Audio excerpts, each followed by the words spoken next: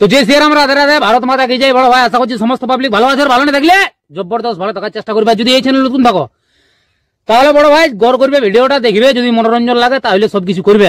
তো পরিষ্কার গল্প। তো কাকা তুমি ইন্ট্রো লাগাও সেই লেভেলের ভিডিও। Namaskar.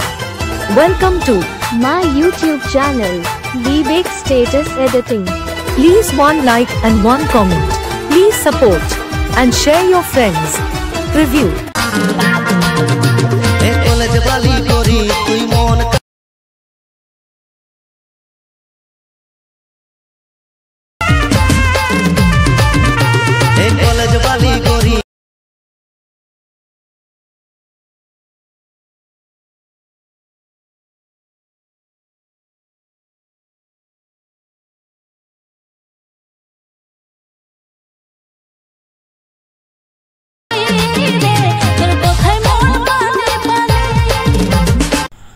হ্যালো গাইস, আজকে যে প্রিভিউ স্ট্যাটাস ভিডিওটা দেখলেন, এরকম নিজের ফটো দিয়ে কিভাবে স্ট্যাটাস ভিডিও এডিটিং করবেন সেটা শেখার জন্য ভিডিওটা পুরো শেষ পর্যন্ত দেখবেন, না স্কিপ করে। এরপর অ্যাডমিশনটা ওপেন করে নেবেন।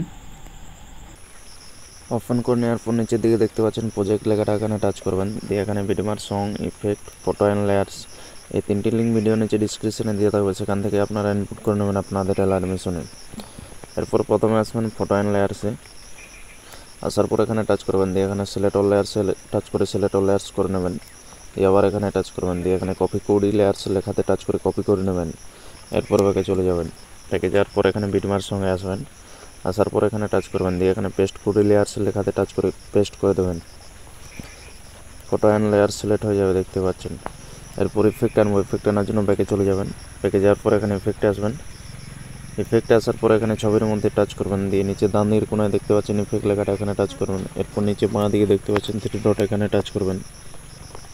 দিয়ে এখানে কপি ইফেক্ট লেখাতে টাচ করে কপি করে নেবেন। এরপর ব্যাকে চলে যাবেন। ব্যাকে যাওয়ার পর এখানে বিটমার্কের সঙ্গে আসবেন।